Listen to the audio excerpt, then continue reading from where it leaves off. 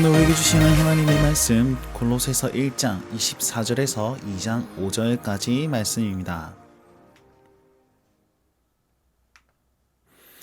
자, 골로새서 1장 24절에서 29절 말씀은요, 사도 바울이 자기가 고난당하고 그리고 핍박당하는 그것이 참 기쁨이다라는 사실을 증명해 내 보이고 있습니다. 우리가 1장 말씀해 보시면 만물의 으뜸이신 예수 그리스도를 딱 소개했습니다. 그리고 그 으뜸이신 예수 그리스도가 무슨 일을 행하셨습니까? 십자가의 그 보혈의 피로 말미암아서 신자와 화목하게 만들어 주었다. 그것이 골로새 교회 너희들이다 라고 얘기를 했죠. 그때에 사도 바울이 뭐라고 얘기하면 나는 복음의 일꾼이다 라고 자기를 소개했습니다. 근데 오늘 본문 말씀해 보면 사도 바울은 자기를 교회의 일꾼이다 이렇게 얘기를 하고 있습니다.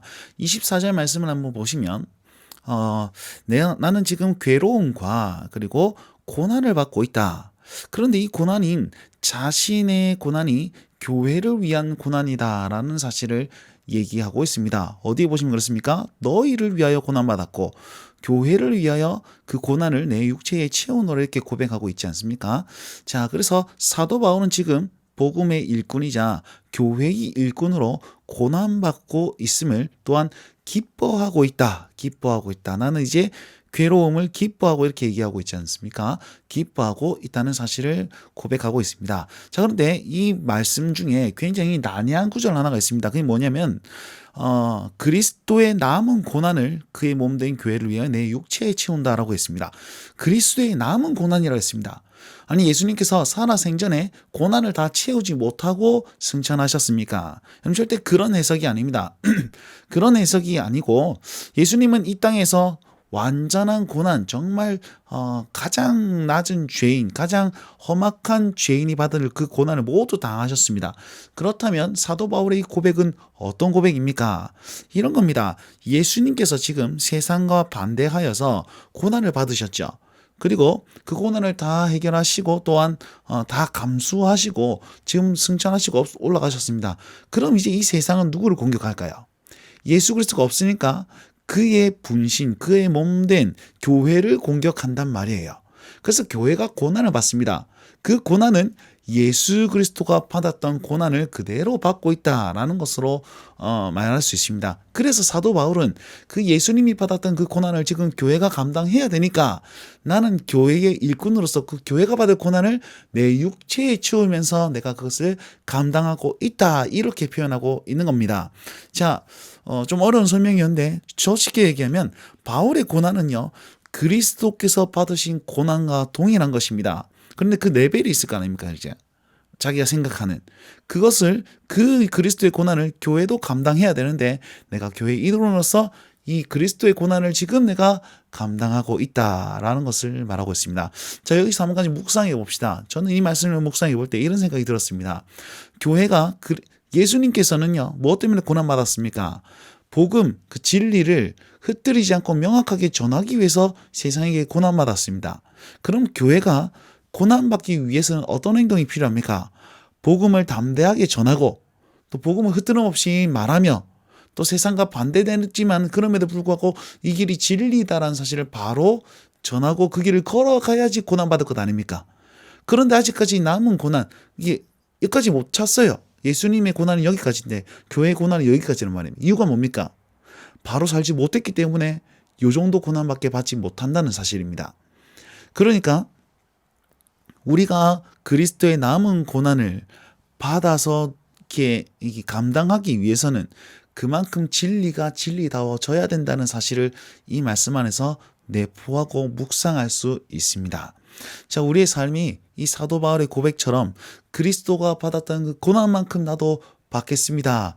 그래서 그리스도가 전한 그 진리만큼 나도 그 진리를 전하며 살겠습니다. 이것이 나의 기쁨입니다 라고 고백할 수 있는 그런 신앙의 성숙이 일어났으면 좋겠다라는 마음으로 한번 묵상해 보았습니다.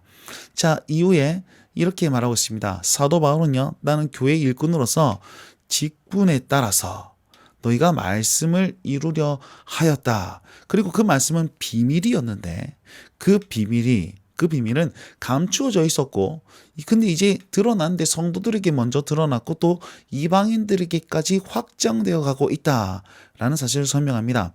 그러면 왜 이렇게 감추어져 있던 것을 이제 베풀었습니까?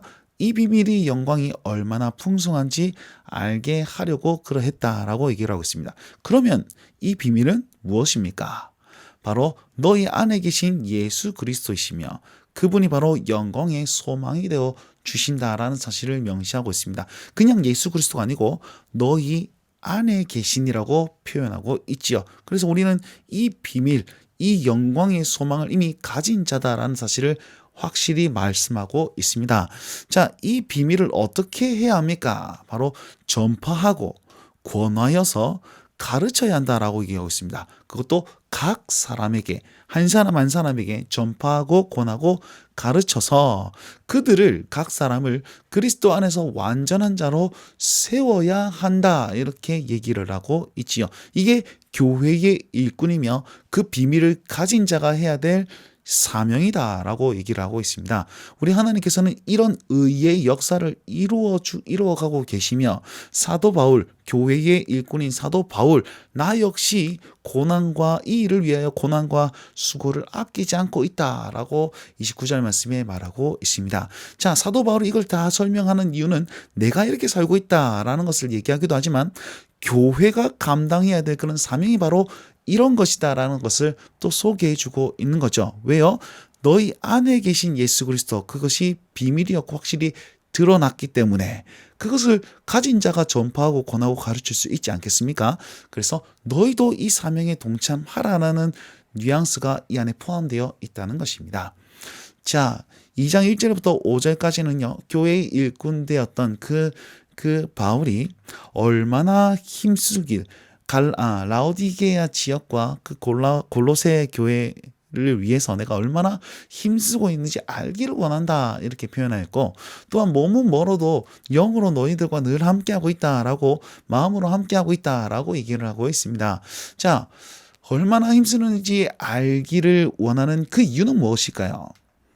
자기가 힘쓰고 있다는 사실로 말미암아서 너희들이 마음의 위안을 받고 또한 사랑하면서 계속 연합되어 가길 원하고, 또한 확실한 이해의 모든 풍성함과 그리스도를 깨닫게 하려고 내가 이것을 알기를 원한다라고 얘기하고 있습니다. 사도 바울이 계속 골로새 교회를 위해서 힘쓰고 애쓰고 기도하고 그렇게 살고 있는 것이 이것을 위함이다라고 얘기를 하고 있습니다. 자, 핵심적인 것은 무엇이냐면 그리스도를 깨닫게 하려 함이라는 것입니다. 그 이유가 무엇이냐면, 왜 깨달아야 하냐면 그리스도 안에 지혜와 지식과 모든 보화가 감추어져 있기 때문이고, 그것을 또 찾아고 이렇게 감추어져 있다는 사실을 확신해야 되는 이유는 뭐냐면 너희에게 교묘한 말로 계속 속이는 자들이 있기 때문임을 여기에서 나타내 보이고 있습니다. 그들이 누굽니까? 거짓 교사들이란 말이죠. 그들 안에 있는 믿음이 헛것이며 밖으로 표현되는 그런 신비적인 것을 강조하는 자들이 이들이었단 말입니다. 그래서 사도 바울이요, 너희가 지금 질서 있게 행하고 그리스도를 믿는 믿음이 굳건한 것을 내가 기쁘게 보고 있다, 이렇게 표현하고 있습니다. 핵심이 뭡니까? 그리스도를 깨닫고 그 보화를 누리면서 질서 있게 행동하고 믿음의 굳건함을 가지라라는 것이 핵심이라는 것이죠. 자, 이 말씀이 우리에게 주는 교훈은 무엇입니까? 자, 첫 번째로는요, 하나님의 비밀, 예수 그리스도는 그 안에 모든 지식과 지혜와 보화가 있습니다. 우리는 이 비밀을 이미 믿고 알고 있습니다. 그렇다면 더욱더 배우고 더욱더 이제 가까이 가서 성장하여서 완전한 자로 성장하길 기대해야 되지 않겠습니까? 자, 그렇다면 지금 나는 이 완전함을 위해서 무엇을 채우고 있습니까?